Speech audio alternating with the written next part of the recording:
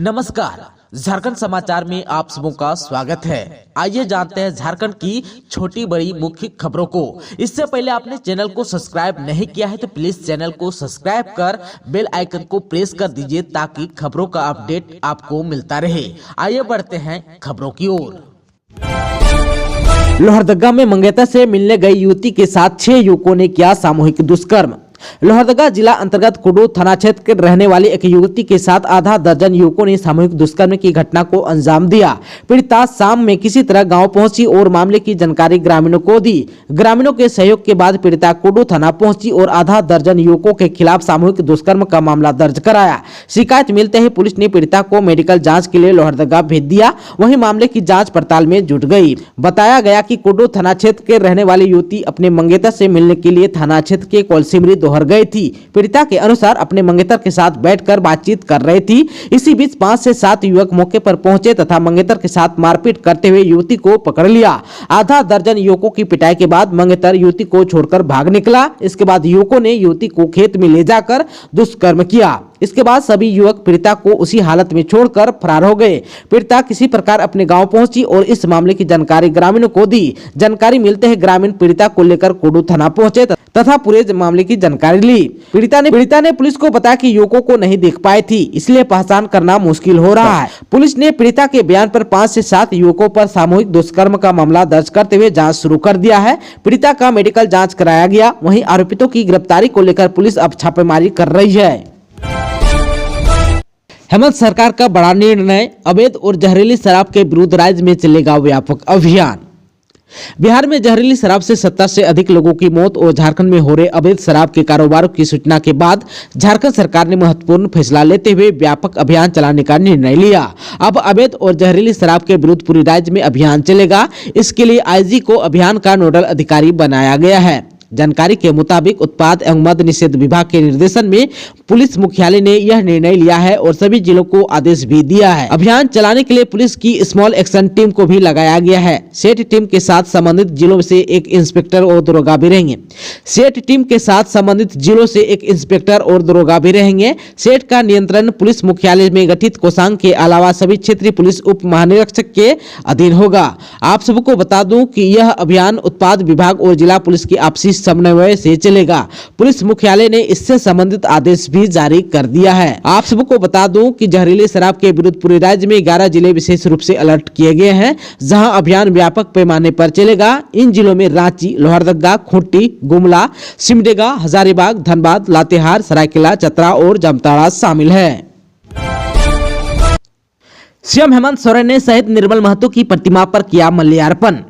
शहीद निर्मल महतो के 72वें जन्म दिवस पर मुख्यमंत्री हेमंत सोरेन ने जमशेदपुर के उलियान स्थित उनकी प्रतिमा पर माल्यार्पण किया। इस मौके पर बन्ना गुप्ता, चंपई सोरेन समेत अन्य लोग भी उपस्थित थे। वहीं सीएम ने शहीद निर्मल महतो के परिजनों से भी भेंट किया। पश्चिमी सिंहभूम के मनोहरपुर में गीतांजलि ट्रेन से कटकर सहायक लोको पायलट की हुई मौत। पश्चिमी सिंहभूम के मनोहरपुर में राउरकेला के सहायक लोको पायलट महावीर कुमार की गीतांजलि सुपरफास्ट ट्रेन से कटकर मौत हो गई। बताया गया कि मुख्य चालक डीआर बेहरा के साथ महावीर कुमार अप गीतांजलि ट्रेन लेकर शनिवार को बिलासपुर गए थे। रविवार को डाउन गीतांजलि ट्रेन से अपने हेडक्वार्टर राउरकेला लौट रहे थे। ट्रेन में नींद आ जाने के कारण राउरकेला की बजाय मनोहरपुर पहुंच गए। इस दौरान गीतांजलि ट्रेन धीमी गति से 2 नंबर प्लेटफॉर्म के लूप लाइन से मनोहरपुर से गुजर रही थी। उन्होंने हड़बड़ाहट में चलती ट्रेन से उतरने का प्रयास किया और फिसलकर ट्रेन के नीचे जा गिरे। इसके चलते उनकी ट्रेन से कटकर मौत हो गई। पलामू में राजू तिर्की गैंग के 7 आरोपियों को पुलिस ने किया गिरफ्तार। पुलिस को मिली गुप्त सूचना के आधार पर राजू तिर्की गैंग के 7 आरोपियों को गिरफ्तार करने में सफलता मिली है। मेदिनीनगर शहर के पांकी रोड रेडमा स्थित गुप्ता जनरल दुकान समेत विभिन्न जगहों से हथियार के साथ सभी आरोपियों को पुलिस ने गिरफ्तार किया है। गिरफ्तार आरोपियों में राजू रंजन, विक्की गुप्ता, आर्यन सिंह, पीयूष सिंह, रोशन पासवान, आदर्श सिंह और पवन राज शामिल है। इन आरोपियों के पास से 3 देसी कट्टा, 1 पिस्टल, 5 गोली और 7 मोबाइल फोन बरामद किया गया है। सभी गिरफ्तार आरोपियों को आर्म्स एक्ट के तहत जेल भेज दिया गया। एसडीपीओ ऋषभ गर्ग ने पत्रकारों से बात करते हुए इसकी जानकारी दी है। सावधान रहें, मास्क पहने। पीएम मोदी ने कोरोना को लेकर देशवासियों को किया अलर्ट। रविवार को पीएम मोदी ने इस साल का आखिरी मन की बात एपिसोड किया। देश के लोगों से बातचीत करते हुए पीएम मोदी ने एक बार फिर बढ़ते कोरोना को लेकर देश के लोगों को सतर्क किया। पीएम मोदी ने लोगों से मास्क लगाने की अपील की। उन्होंने कहा कि दुनिया के कई देशों में लगातार बढ़ रहे कोविड-19 के मामले को देखते हुए आप भी सतर्क रहिए। पीएम मोदी ने लोगों को सुरक्षित और सावधान रहने की सलाह दी। आप सबको बता दूं कि मन की बात में पीएम मोदी ने कहा कि साल के आखिरी महीने का अंतिम सप्ताह चल रहा है। बहुत से लोग छुट्टियों के मूड में हैं। क्रिसमस का भी त्योहार है। ऐसे में पीएम ने लोगों से अपील करते हुए कहा कि आप त्योहारों का आनंद लीजिए, छुट्टियों में खूब घूमिए, लेकिन उन्होंने कहा कि थोड़ा सावधान भी रहिए। दुनिया के कई देशों में कोरोना बढ़ रहा है, इसलिए हमें मास्क और हाथ धोने जैसी सावधानियों का और ज्यादा ध्यान रखना है। आप सबको बता दूं कि दुनिया के कई देश एक बार फिर कोरोना विस्फोट झेल रहे हैं। चीन कोरोना विस्फोट झेल रहा है। एक दिन में 10 लाख से ज्यादा कोरोना संक्रमितों की संख्या सामने आ रही है। हजारों लोग हर दिन जान गंवा रहे हैं। अमेरिका, जापान, हांगकांग समेत कई और देशों की हालत कोरोना से खस्ता हो गई है। ऐसे में भारत में फिर से कोरोना विस्फोट न हो, इसलिए अभी से सावधानी बरतनी जरूरी है। आप सबको बता दूं कि कोरोना को लेकर केंद्रीय स्वास्थ्य मंत्री मनसुख मांडविया ने कहा कि भारत में इस समय कोरोना की स्थिति सामान्य से भी कम है, लेकिन दुनिया में जैसे हालत है वो काफी चिंताजनक है। ऐसे में आने वाले दिनों में संक्रमण के मामले ना बढ़े, इसको लेकर लगातार काम किया जा रहा है। सभी राज्य सरकारों को अलर्ट कर दिया गया है। आप सबको बता दूं कि भारत में कोरोना के आंकड़े अभी सामान्य है। आप सबको बता दूं कि भारत में कोरोना के आंकड़े अभी सामान्य है। देश में पिछले 24 घंटे में कोरोना वायरस संक्रमण के 227 नए मामले सामने आए हैं, जबकि 2 लोगों की कोरोना से मौत भी हो गई है। इस समय देश में कोरोना संक्रमण के कुल 3424 मामले हैं, यानी कि फिलहाल भारत में कोरोना से कोई खतरा नहीं है। लेकिन अगर आने वाले समय में सावधानी नहीं बरती गई तो इसके फैलने की भी संभावना बढ़ सकती है। राज्य सरकार बनाएगी world trade centre, CM Hemant Soren ने दी मंजूरी। भारत सरकार द्वारा राजधानी रांची में बन रही वर्ल्ड ट्रेड सेंटर का प्रोजेक्ट रद्द करने के बाद अब राज्य सरकार ने खुद ही इसे पूरा करने का जिम्मा उठाया। मुख्यमंत्री हेमंत सोरेन ने योजना को मंजूरी प्रदान कर दी है। कोर कैपिटल एरिया में मुख्यमंत्री हेमंत सोरेन ने इसी साल 29 जुलाई को वर्ल्ड ट्रेड सेंटर की आधारशिला रखी थी, लेकिन शिलान्यास के 1 महीने बाद ही भारत सरकार ने प्रोजेक्ट शुरू होने से विलंब की बात करते हुए इसे रद्द कर दिया था। आप सबको बता दूं कि रांची के ध्रुवा क्षेत्र स्थित 3.45 एकड़ में प्रस्तावित वर्ल्ड ट्रेड सेंटर के बनाने पर करीब 44 करोड़ 60 लाख रुपए खर्च होना है। वहां G+5 भवन का निर्माण किया जाना है। वर्ष 2019 में भारत सरकार ने अनुदान की पहली किस्त 9.80 करोड़ रुपए झारखंड को आवंटित किया था, लेकिन उसके बाद कोविड संक्रमण की आशंका के कारण 2 वर्ष लॉकडाउन की स्थिति रही। इसके अलावा अन्य कारणों से भी राशि होने के बावजूद वर्ल्ड ट्रेड सेंटर बनाने की प्रक्रिया शुरू नहीं की जा सकी। संक्रमण की आशंका कम होने के बाद राज्य सरकार ने वर्ल्ड ट्रेड सेंटर तैयार करने की दिशा में तेजी से काम शुरू किया। हालांकि केंद्र ने इसे नजरअंदाज करते हुए पूर्व में दिया गया अनुदान वापस मांग लिया। आप सबको बता दूं कि वर्ल्ड ट्रेड सेंटर के निर्माण का उद्देश्य देश की ग्रामीण अर्थव्यवस्था को मजबूत प्रदान करते हुए निर्यात को बढ़ावा देना है। वर्ल्ड ट्रेड सेंटर के निर्माण का उद्देश्य हर तरह की सुविधाओं को एक ही छत के नीचे उपलब्ध कराना है। इसके जरिए लोकल उत्पादों को विदेशी बाजार उपलब्ध कराने का रोड मैप तैयार किया गया है। एसएसपी ने दिया थानेदारों को टास्क, अवैध शराब कारोबारियों पर लगाया जाएगा सीसीए। एसएसपी किशोर कौशल ने शनिवार की शाम सभी थानेदार और डीएसपी के साथ अवैध शराब के खिलाफ कार्रवाई और पर्यटक स्थल की सुरक्षा को लेकर वीडियो कॉन्फ्रेंसिंग के जरिए बैठक की। इस दौरान उन्होंने थानेदारों को अपने अपने थाना क्षेत्र में अवैध शराब बनाने और बेचने वालों के खिलाफ कार्रवाई करने को कहा। एसएसपी ने यह भी कहा कि पूर्व में जिनके खिलाफ उत्पाद अधिनियम के तहत केस दर्ज हुआ है उसके बारे में सत्यापन कर पेशेवर कारोबारियों को रोकने के लिए सीसीए के तहत कार्रवाई करें। उन्होंने यह भी कहा कि लापरवाही बरतने पर कार्रवाई की भी चेतावनी दी गई है।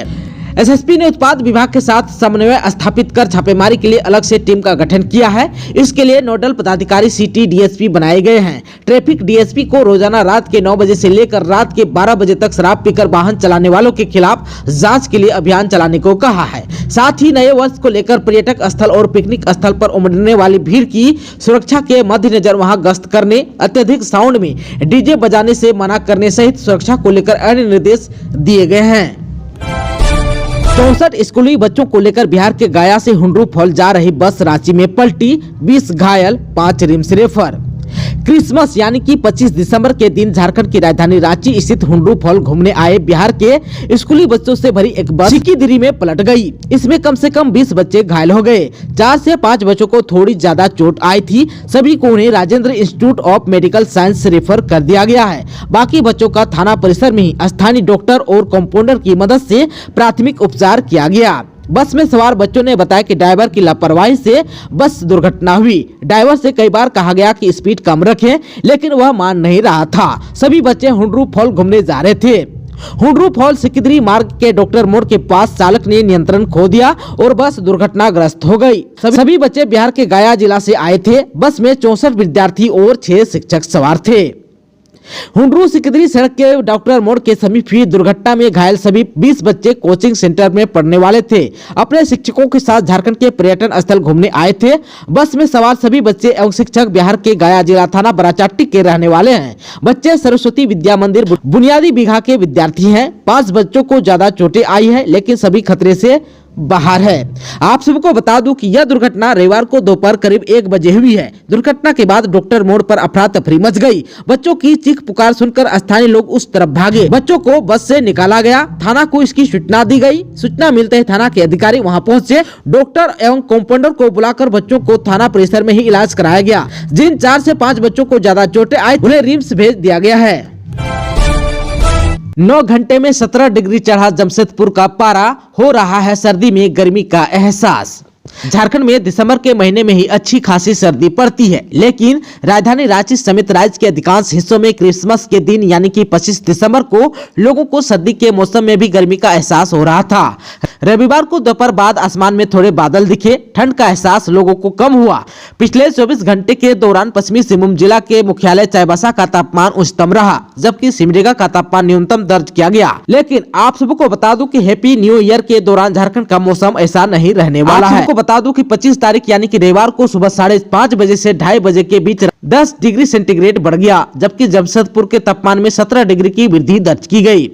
वहीं रांची के बिरसा मुंडा एयरपोर्ट स्थित मौसम केंद्र ने रविवार को बताया कि चाईबासा का अधिकतम तापमान 31.4 डिग्री सेंटीग्रेड दर्ज किया गया, जबकि सिमडेगा का न्यूनतम तापमान 9.7 डिग्री सेंटीग्रेड रहा। मौसम केंद्र ने बताया कि झारखंड के अधिकांश जिलों में न्यूनतम और अधिकतम तापमान में बड़ा परिवर्तन देखा गया है। पिछले 24 घंटे के दौरान रांची के तापमान में अचानक 4.4 डिग्री सेल्सियस की वृद्धि दर्ज की गई, जिसकी वजह से लोगों को दिन में गर्मी का एहसास हुआ। हालांकि अधिकतम तापमान में सिर्फ 0.5 डिग्री की वृद्धि हुई।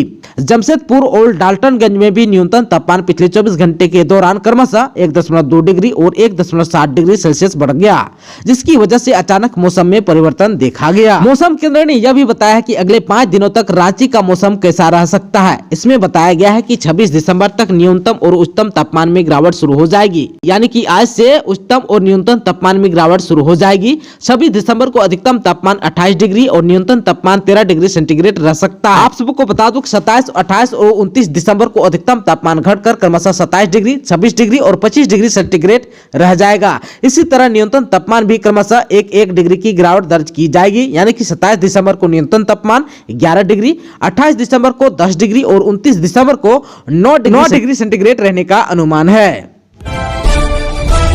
दोस्तों, अभी तक आपने चैनल को सब्सक्राइब नहीं किया है तो प्लीज चैनल को सब्सक्राइब कर बेल आइकन को प्रेस कर दीजिएगा, ताकि खबरों का अपडेट आपको मिलता रहेगा। इसके साथ ही आज के खबरों में बस इतना ही। हमें दीजिए इजाजत। नमस्कार।